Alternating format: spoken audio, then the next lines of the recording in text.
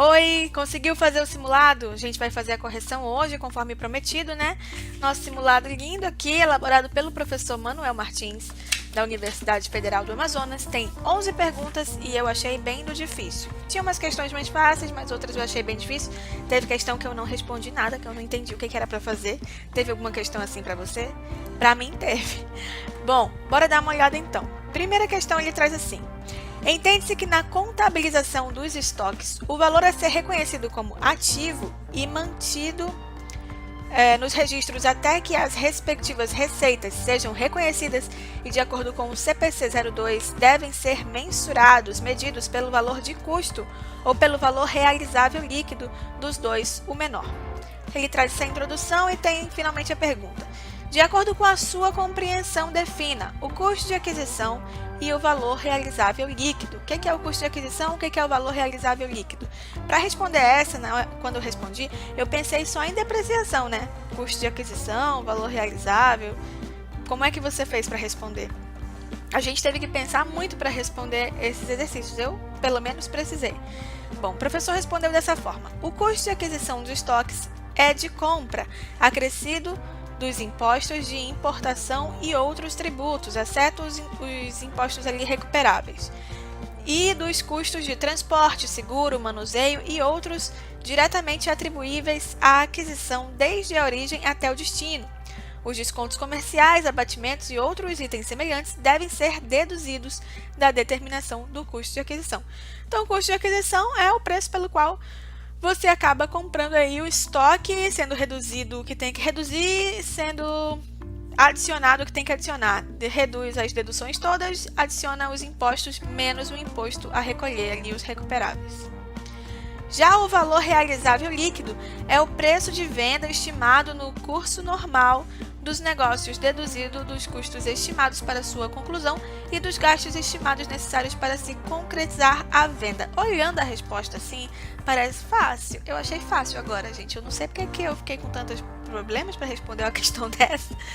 2. É comum estudarmos os critérios de valoração dos estoques, destacando o PEPS e o custo médio ponderado. E na escolha dos critérios, a entidade deve observar se há alguma situação específica que sugira um método mais adequado.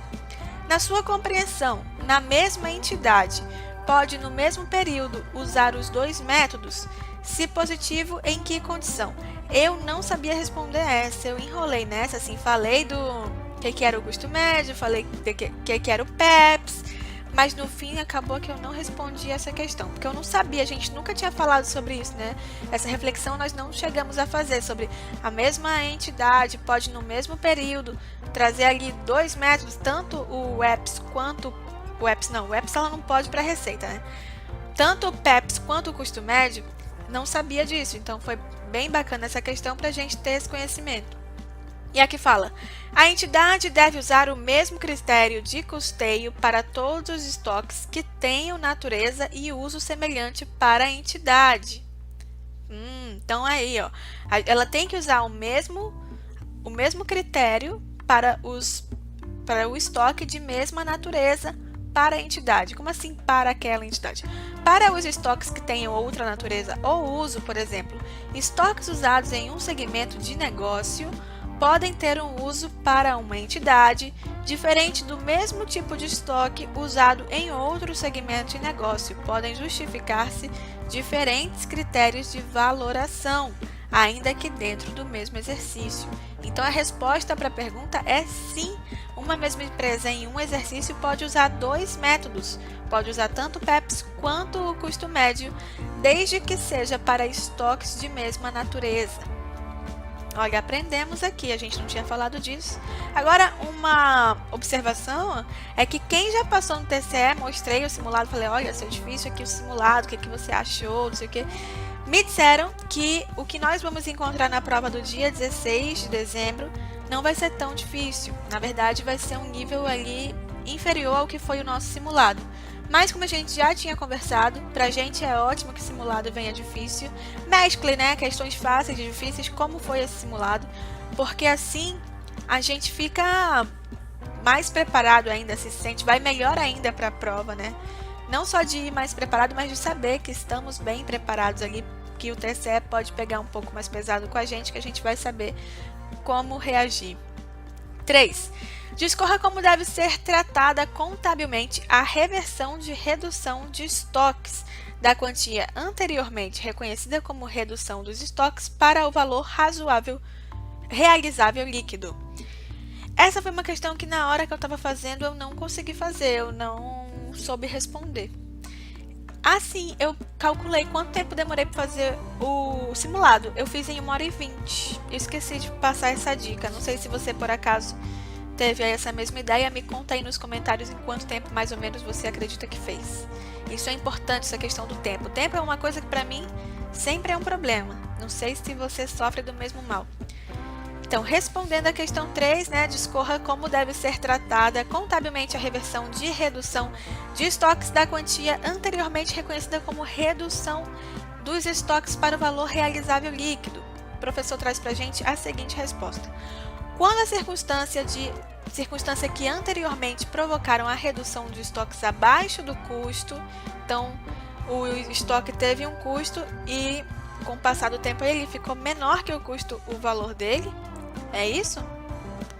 Redução do estoque abaixo do custo, deixarem de existir ou quando houver uma clara evidência de um aumento no valor realizável líquido devido à alteração nas circunstâncias econômicas, a quantia da redução deve ser revestida. A reversão é limitada quanto à quantia da redução original, de modo a que o novo montante registrado no estoque seja o menor entre o custo e o valor realizável líquido revisto. Então, o negócio lá, o estoque ficou abaixo do valor que ele foi comprado pela empresa. Daí, quando há uma alteração na economia, ele deve voltar, ficando entre o custo e o valor realizável líquido. Interessante, não sabia disso, não fazia ideia disso. Nunca tinha visto uma situação dessa, nunca me foi cobrado. 4. Discorra as condições que o item pode ser classificado como ativo imobilizado. O que é ativo imobilizado? Essa aqui já foi mais tranquila, né? O custo de um item de ativo imobilizado deve ser reconhecido como ativo se e apenas se for provável de futuros benefícios econômicos associados ao item fluirão para a entidade. E B. O custo do item puder ser mensurado confiavelmente. Lembra aqui, né, vou acrescentar, lembrei disso na prova, aliás, enquanto fazia aqui o simulado, lembra aqueles 3 critérios para que a gente tenha um ativo? Eram 3 coisas, eu trouxe até os diagramas que tinham assim, outro assim, outro assim, era tudo rosa, uma coisa linda, que era assim, a gente tinha aí o benefício futuro, para que ele fosse um ativo ele tinha que atender 3 condições, benefício futuro, controle da entidade e ser resultado de uma atividade passada. Lembra? Lembra disso? Eram essas 3 condições, ele para ser ativo tinha que atender as 3 ao mesmo tempo. Não podia ser só uma delas ou só 2. Então, ainda que aquele bem estivesse no teu ativo como um bem ou uma obrigação, um direito, se ele não cumprisse essas 3 condições, ele não era ativo. Lembra disso? Pois é. 5. O valor depreciável de um ativo deve ser apropriado de forma sistemática ao longo da sua vida útil estimada. Beleza. Qual é a sua compreensão sobre vida útil estimada? Essa também achei bem tranquilinha.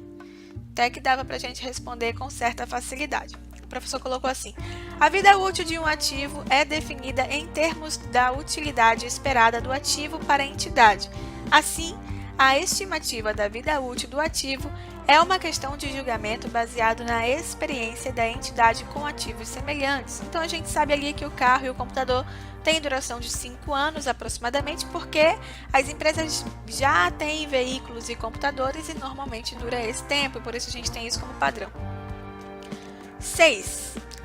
Uma entidade pode utilizar vários métodos de depreciação para apropriar de forma sistemática o valor da depreciação de um ativo ao longo de sua vida útil. Tais métodos incluem o método da linha reta, falamos dele, o método do saldo crescente, falamos dele, também pode ser chamado de soma de dígitos, e o método das unidades produzidas, falamos desse também, e falamos ainda de um outro que não está aqui, que foi o do método das horas trabalhadas. Lembra disso? Falamos, acho que no vídeo 3, mais ou menos. Depois você dá uma olhada. Discorra sobre cada um desses métodos e quais as consequências que cada um gera nos resultados da entidade. Quando ele veio até aqui, ó, discorra sobre cada um desses métodos, eu tava ok. Agora, quando ele fala das consequências que cada um desses métodos gera para a entidade, aí eu já não fiquei mais tão segura assim, mas ainda assim respondi. Vamos ver se daria certo. A depreciação pelo método linear resulta em despesa constante durante a vida do ativo. Ok. Caso seu valor residual não se altere. O método dos saldos decrescentes, soma dos dígitos, resulta em despesa decrescente durante a vida útil. Ok. O método de unidades produzidas resulta em despesa baseada no uso ou produção esperados. A entidade seleciona um método que melhor reflita o padrão do consumo dos benefícios econômicos futuros esperados incorporados no ativo. Acho que no fim tem uma resposta que está em harmonia com essa que o professor Martins trouxe para a gente. Bom, na minha resposta eu também deixei ali bem mais detalhado em como funciona cada um desses métodos, dei exemplos e tudo mais. Como é que você fez a sua? Deixa aí nos comentários para eu ver como é que foi o seu desempenho na prova. A gente está na questão 7. Na sua compreensão, qual a importância do regime de competência para as informações sobre a gestão de uma entidade? Para responder essa, eu fiz a comparação do regime de competência com o regime de caixa e falei que o regime de competência permite que a empresa se prepare ali para aquele momento de vendas, que tem mais rotina ali de venda ou mais rotina de compra, enfim. Eu lembrei daquela tela assim que eu trouxe a linha do tempo, e em cima era compra, venda, e embaixo era recebeu, pagou. Lembra disso? Eu lembrei disso para responder essa questão. Como o professor colocou pra gente, aí ia ser um pouco grande, vamos lá. O regime de competência retrata com propriedade os efeitos de transições e outros eventos e circunstâncias sobre os recursos econômicos e reivindicações da entidade que reporta a informações no período em que ditos efeitos são produzidos, ainda que os recebimentos e pagamentos em caixa derivados ocorram em períodos distintos. Isso é importante em função da informação sobre os recursos econômicos e reivindicações da entidade que reporta a informação e sobre as mudanças nesses recursos econômicos e reivindicações ao longo de um período, fornecer melhor base de avaliação da performance passada e futura da entidade, do que informação puramente baseada em recebimento e pagamento em caixa ao longo desse mesmo período. Bacana, ele trouxe aqui, então, que a empresa vai ter maior controle de o que ela tem para receber, o que ela tem para pagar, um controle, uma visão mais geral, além do caixa, né? Além do fluxo de caixa. Dito de outra forma, o regime de competência é importante na gestão, porque possibilita organizar as finanças da empresa de qualquer porte e é utilizado para prever o futuro financeiro da empresa. Isso porque, independente das condições de pagamento ou recebimento que vão impactar imediatamente o caixa, pode ser que na empresa esteja sendo consumido mais recursos do que sua geração, ou seja, suas despesas são maiores que suas receitas. Então, ali por meio do regime de competência, de acordo com o professor, nos trouxe aqui, a gente consegue ter um acesso melhor ao que está tendo de receita, de despesa e ter uma visão dessa gestão mais completa por meio do regime de competência do que por meio do regime de caixa. Acaba que a gente vai falar do outro, né? Se aqui fosse sobre o regime de caixa, a gente também compararia ele com o regime de competência. Acho que não tem como dissociar uma coisa da outra. Quais os elementos diretamente relacionados com a medida da posição patrimonial e financeira de uma entidade e como eles são definidos? O que você colocou nessa? Essa é a 8, né? Eu coloquei que a posição patrimonial pode ser vista de acordo com as demonstrações contábeis. Não sei se falei alguma coisa correta, vamos dar uma olhada aqui. Os elementos diretamente relacionados com a mensuração da posição patrimonial e financeira são os ativos, os passivos e o patrimônio líquido. Estes são definidos como segue. Ativo É um recurso controlado pela entidade como resultado de eventos passados e do qual se espera que fluam futuros benefícios econômicos para a entidade. Nós vimos isso naquele diagrama. Lembra da galinha? Se não lembra, dá uma olhada lá que você vai saber o que eu estou falando. B. O passivo é uma obrigação presente da entidade derivada de eventos passados cuja liquidação se espera que resulte na saída de recursos da entidade capaz de gerar benefícios econômicos. Também tinha galinha nessa. E letra C. O patrimônio líquido é o interesse residual nos ativos da entidade depois deduzidos seus passivos. Isso aí. Eu falei nada muito certo não, mas era isso que era para colocar. 9. O que você entende como benefício econômico futuro incorporado a um ativo? Eu dei uma resposta que eu acho que está correta. Já li essa, comecei de baixo para cima, quando eu estava preparando esse vídeo. E eu acho que o professor deu uma resposta mais objetiva e ao mesmo tempo bem completa. Olha só. O benefício econômico futuro incorporado a um ativo é o seu potencial de contribuir. Lindo, né? Direta ou indiretamente para o fluxo de caixa ou equivalentes de caixa para a entidade. Tal potencial pode ser produtivo quando o recurso for parte integrante das atividades operacionais da entidade. Pode também ter a forma de conversibilidade em caixa ou equivalentes de caixa, ou pode ainda ser capaz de reduzir as saídas de caixa, como no caso de processo industrial alternativo que reduza os custos de produção. Bem bacana, porque ele trouxe aqui pra gente não só um ativo que vai produzir, então vai aumentar aí, né, o teu caixa, trazer receita, enfim, mas também o outro lado de não é só ganhar mais, mas você pode usar menos, o passivo pode ser menor, isso também está gerando um benefício futuro. 10. Qual é a condição para o reconhecimento de uma receita? O que é uma receita? Essa aqui eu acho que na minha resposta não ficou muito completa também, mas acho que foi ok, acho que tá certo. Eu trouxe aqui que a receita é uma conta de resultado, que vai ali morrer no ARE, né, na apuração do ARE, que ela costuma acontecer quando há um fato modificativo, aumentativo. Só que tem um misto também, que eu acabei não citando na hora, não pensei nisso depois que vim lembrar. E o professor trouxe aqui bem melhor, né? A receita deve ser reconhecida na demonstração do resultado, DRE, quando resultar em aumento nos benefícios econômicos futuros relacionado com o aumento de ativo ou com diminuição do passivo. E puder ser mensurada, medida, né, com confiabilidade. Por exemplo, o aumento líquido dos ativos originado da venda de bens e serviços ou decréscimo do passivo originado do perdão de dívida a ser paga.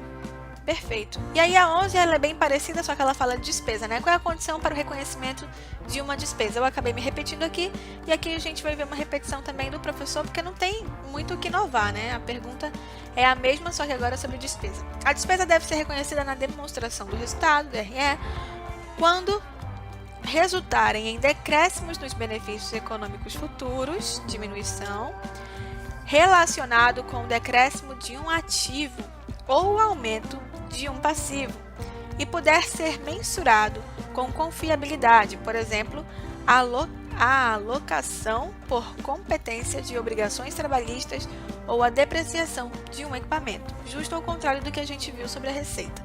Bom, esse foi o nosso simulado, essas foram as respostas do nosso simulado. Me conta aí nos comentários o que é que você achou, o que é que você acertou, o que é que você errou, se você sentiu falta de alguma questão aqui, de alguma parte do edital que não foi trabalhada.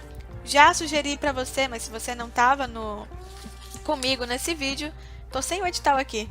Eu quero te falar um exercício que eu vou fazer, que é pega o item 1 inteiro do edital e vai vendo tudo que ele traz. Ele traz ali conceito, objetivo, finalidade e vai escrevendo tudo que você sabe sobre cada um deles. Porque é uma prova discursiva, então tem que treinar, fazer ali a parte de escrever. Então treine isso, porque às vezes a gente sabe uma coisa, a gente sabe muito bem o que é o patrimônio, mas por não ter a prática de escrever sobre o assunto, na hora de escrever a gente pode se perder aí e acabar ficando confuso, enfim. Então faça essa prática de escrever, não deixe para fazer isso só na prova, porque não é o melhor momento para você começar a escrever. Você tem que treinar antes, a gente tem que chegar lá preparado. Então esse foi o simulado, esse vídeo já tá gigante, espero ter ajudado vocês, espero que você tenha gostado. E daqui a pouco eu volto com mais simulados, tem ainda o 2 e o 3 que eu vou ver como eu vou fazer. Sei que essa semana vai sair o 2 de algum jeito. Bom, sobre os vídeos do ponto 2, eu já estou estudando o ponto 2, só que ele tem uma barreira que é... Os assuntos, eles tiveram uma mudança em 2016 por causa de uma mudança na lei. Então, as minhas referências estão um pouco perdidas ainda, né? Livros não foram atualizados, tem sites que dizem uma coisa, outros dizem outra. A mesma coisa vale para vídeo que tem por aqui pelo YouTube, e eu acabei ficando um pouco perdida. Então, vou apurar melhor sobre o capítulo 2, né? Vou falar com quem trabalha nesse momento com contabilidade pública e para poder trazer aqui a informação correta para vocês, para não falar bobagem aqui. Então, por isso estou demorando um pouquinho para trazer a parte 2, mas qualquer coisa, se eu sentir que vai atrapalhar muito a gente, eu vou pular para a parte 3 e depois eu trago a 2 melhor apurada. Porque para a gente não colocar aqui uma coisa que está errada, não vale a pena eu correr o risco e aí um trabalho que é para ajudar todo mundo acabar prejudicando alguém. Então é isso, a gente se vê no próximo vídeo e vamos continuar estudando, tá? Tchau, até lá! Ah, se inscreve no canal, deixa o seu like, falta só 3 pessoinhas pra gente conseguir 100 inscritos, então deixa aí sua inscrição caso você não seja inscrito, tá bom? Tchau!